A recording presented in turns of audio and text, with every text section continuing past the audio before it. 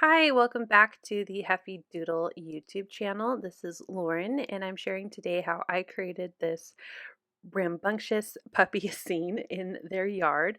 I'm using the Hot Diggity Dog stamp set, its coordinating dies, as well as some interactive dies and some scene building dies, so I will talk about those as we go throughout the video. I have already stamped and colored my images and die cut them off camera just to save some time because I really wanted to share how the scene comes together more than any type of coloring instruction. I have my sampler cardstock packs and I picked out some cardstock colors that I thought would work well for my scene. I will list those colors down below in the description box. And I did all of my die cutting, so I used my grassy borders as well as some trees, clouds, and the close the gate.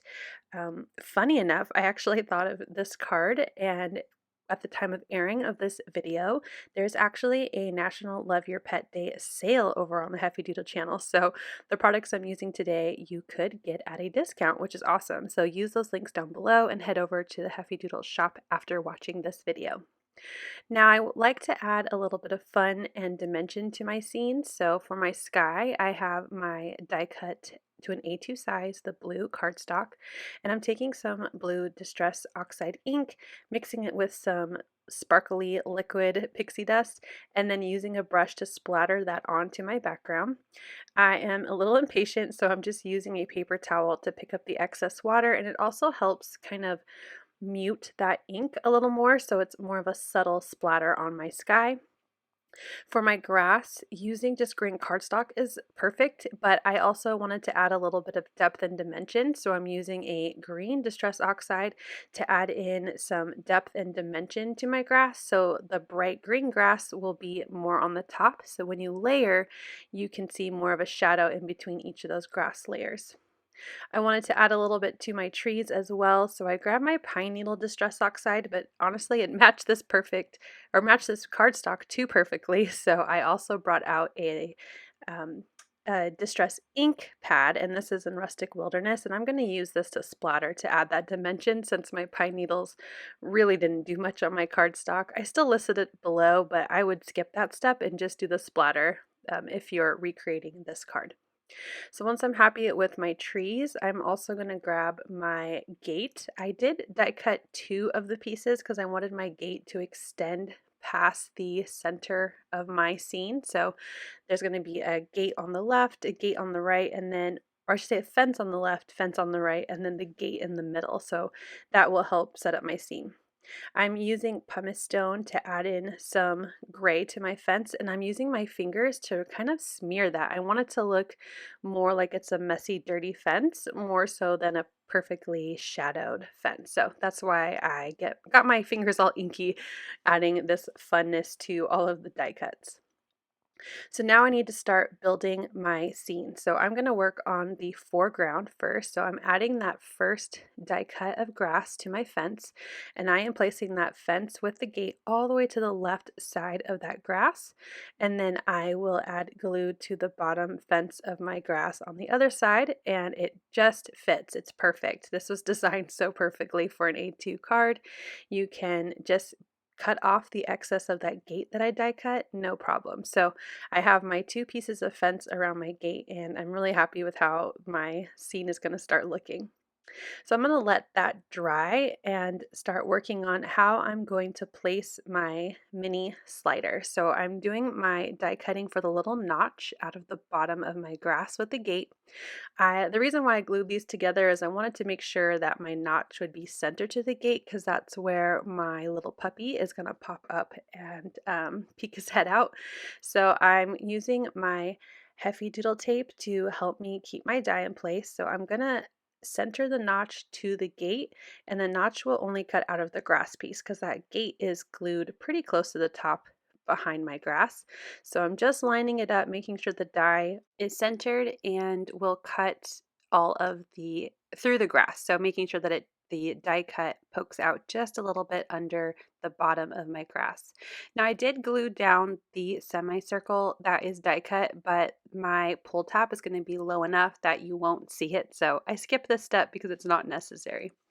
I die cut my mini slider, the centerpiece out of the green cardstock, as well as one of the pull tabs, and the other pull tab, which will have my puppy on it, is die cut out of acetate because my dog is smaller than the piece. I like using acetate to create that stability behind my pop-up piece, but it not be a visible piece of cardstock. So when I was playing around with the layers, I noticed that my slider was really going to show through my fence. So I decided to glue my middle piece of grass behind my fence. So I am making sure that there will not be any gaps in between my two layers of grass because I did die cut all my grass out of the same rectangle. So I'm just shifting it down low enough that you won't see any openings and glued that directly behind my fence and my gate. Once that was dry, I could start putting together my mini slider scene. So I'm grabbing out my little dog baggies and I am going to cut a piece that will wrap around this little slider just perfectly. I'm using some 1/8 of an inch double-sided adhesive and I am going to wrap this around the mini slider. So I added my adhesive, wrapped it around. I'm going to trim it just so it's not this long piece of plastic. I'm pulling off the release paper from the adhesive and then I will lay the other side of the plastic down. I want to make sure it's not super loose, but also not crazy snug. Those are my terms.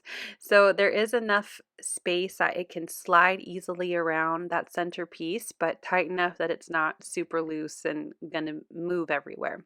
So now I'm going to place my tabs onto my slider mechanism. So I have my seam of my plastic all the way down on one side and I'm adding double-sided sticky tape to cover that seam.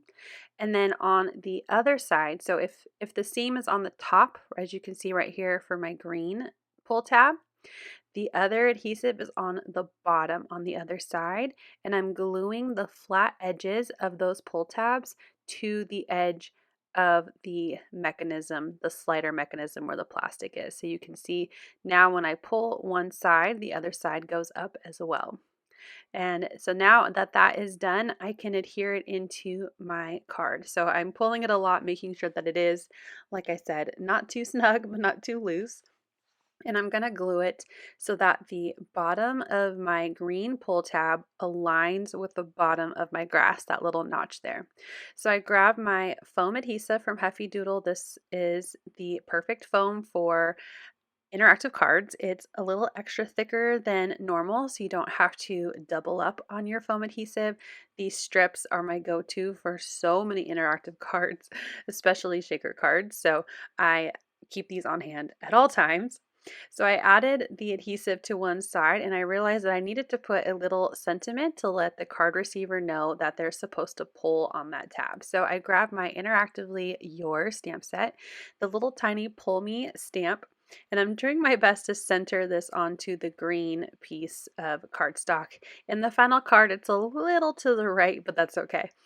I'm going to pull off the release paper for my foam adhesive, and then I will center this and line it up to the edge of my green cardstock. So I'm using my grid mat just to help me as much as possible get this centered down. And there we have our slider adhered to the forefront design of our card. Next, I need to figure out where the puppy is going to go. I want to make sure that when he's popped up, you can see most of him.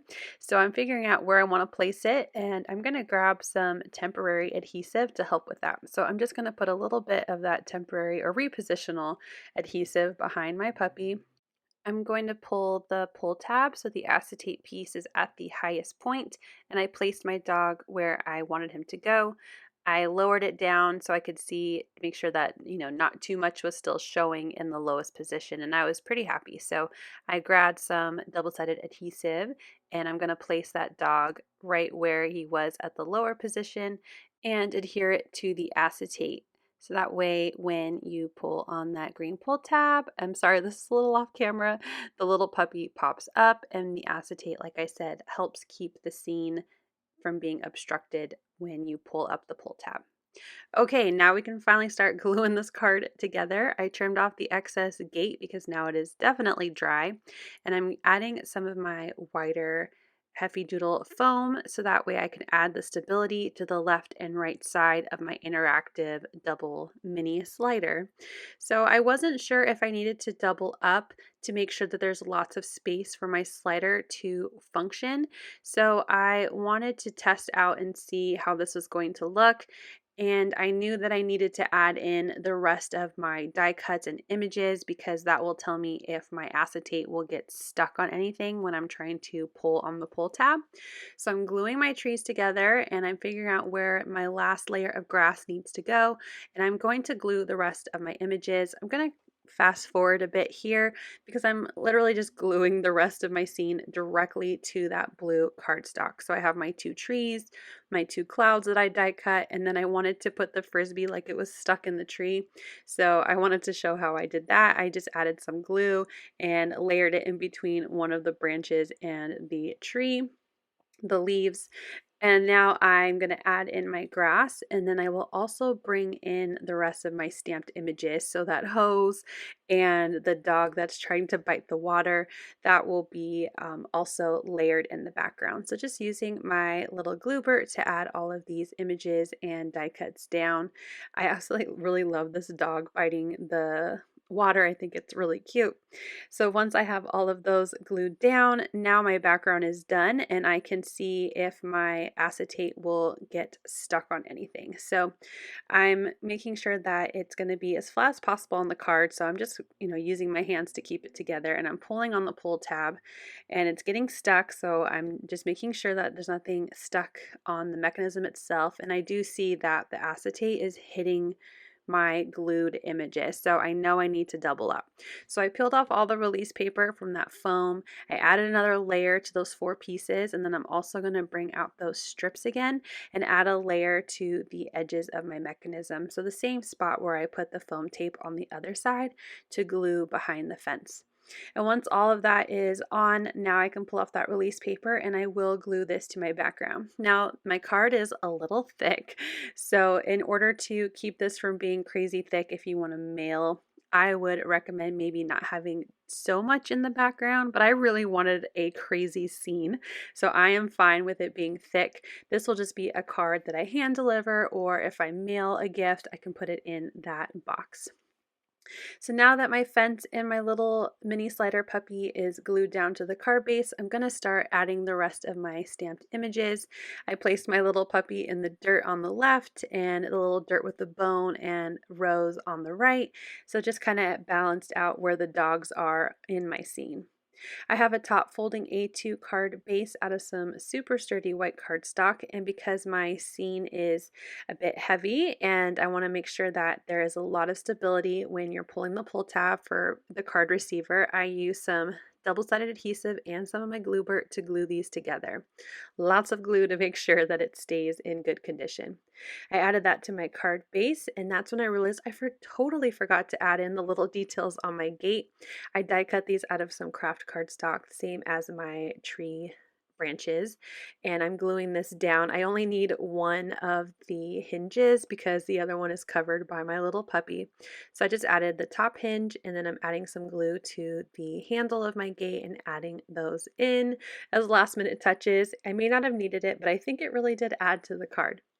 So here is a final look at our crazy puppy scene. And you can pull on the pull tab and our little puppy pops up. Just so cute. I hope you enjoyed this tutorial and that you try this out for yourself.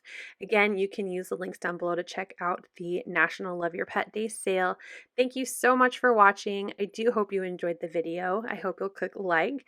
And if you're new to the Heffy Doodle channel, we sure hope you'll subscribe and come back. Have a great day.